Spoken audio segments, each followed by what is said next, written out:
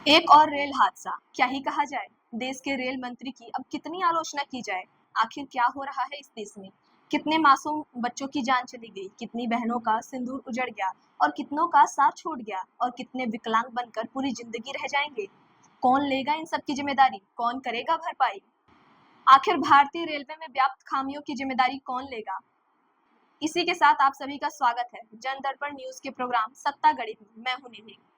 सिर्फ 1.5 महीने में तीसरा रेल हादसा। उत्तर प्रदेश के गोंडा में गुरुवार को गोंडा से गोरखपुर रेल मार्ग पर मोतीगंज के पास चंडीगढ़ डिब्रूगढ़ एक्सप्रेस के 8 डिब्बे पटरी से उतर गए हैं।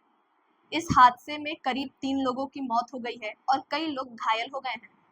पुलिस रेलवे बल मौके पर पहुंचकर राहत एवं बचाव कार्य में जुटा हुआ है। गोंडा जिले में हुए रेल हादसे का संज्ञान लेते हुए मुख्यमंत्री योगी आदित्यनाथ ने जिला प्रशासन के अधिकारियों को मौके पर पहुंचकर राहत कार्य में तेजी लाने के निर्देश दिए हैं। मुख्यमंत्री ने अधिकारियों को घायलों को तुरंत अस्पताल पहुंचाने और उनका समुचित इलाज कराने के निर्देश दिए हैं। उन्होंने घायलों के शीघ्र स्वस्थ होने की कामना भी की है।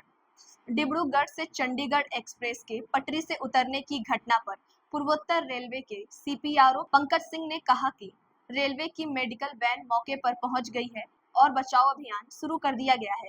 हेल्पलाइन नंबर जारी कर दिए गए हैं। यह घटना दोपहर 2:37 के आसपास हुई। कांग्रेस पार्टी ने चंडीगढ़ से डिब्रूगढ़ एक्सप्रेस हादसे पर दुख जताया है।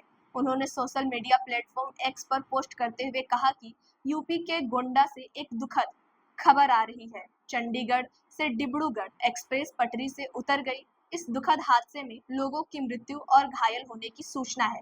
ईश्वर दिवंगत आत्माओं को शांति और घायलों को शीघ्र स्वस्थ लाभ प्रदान करे। कांग्रेस के सभी कार्यकर्ताओं से अनुरोध है कि राहत और बचाव कार्य में अपना सहयोग दें। गोंडा ट्रेन दुर्घटना के बाद कांग्रेस अध्यक्ष मल्लिकार्जुन खड़गे ने भाजपा के नेतृत्व वाली केंद्र सरकार पर निशाना साधा।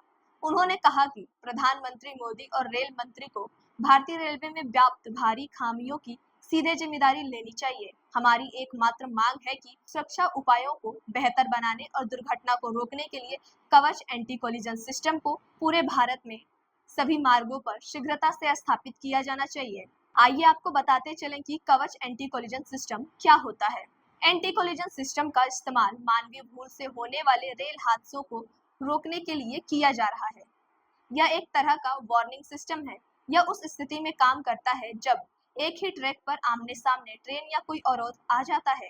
इस अलर्ट सिस्टम के कारण रेल हादसे को रोका जा सकता है। इस प्रणाली को आत्मनिर्भर भारत के तहत विकसित किया गया है। आत्मनिर्भर भारत के तहत बनी इस सुरक्षा प्रणाली को कवच नाम दिया गया है। आपको बता दें कि यदि इस सिस्टम को हम विदेश से लाते तो ये सिस्टम बेहद महंगा पड़ता, लेकिन स्वदेश में विकसित की गई टेक्नोलॉजी न सिर्फ सस्ती बल्कि प्रभावी भी है। आगे आपको बताते चलें कि यह कोई पहली बार नहीं है जब इस तरह का रेल हादसा हुआ है। पिछले कुछ सालों में कई मौकों पर ऐसे एक्सीडेंट होते हुए दिख चुके हैं। कई लोगों ने अपनी जान गंवाई है। इसी वजह से रेल मंत्री अश्विनी वैष्णव विपक्ष के निशाने पर आ रहे हैं। कहा जा रहा है कि वे रेल मंत्री जिनका वास्तविकता से कोई लेना देना नहीं है। इसके ऊपर कवच सिस्टम को लेकर भी विवाद की स्थिति बनी हुई है। आरोप लग रहे हैं कि वे अभी तक पूरी तरह से लागू नहीं हो पाया है। अश्विनी वैष्णव ने 2021 से ही कार्यभार संभाला है, लेकिन 3 सालों में भी ऐसे 5 बड़े रेल हादसे हो गए हैं जिन्होंने तमाम दावों को खोखला साबित कर दिया है। इन 5 हादसों में 300 से ज्यादा लोगों ने अपनी जान गंवाई है और हजारों घायल हुए हैं। सवाल तो यह भी उठता है कि भारत में जब कवच जैसी टेक्नोलॉजी है तो अभी तक पूरी तरह से लागू क्यों नहीं हुआ है। क्या अब जिम्मेदार लोग ही जिम्मेदारी लेने को तैयार नहीं है। इस ट्रेन हादसे की जिम्मेदारी अब कौन लेगा। क्या सरकार ने अपने हाथ खड़े कर दिए हैं।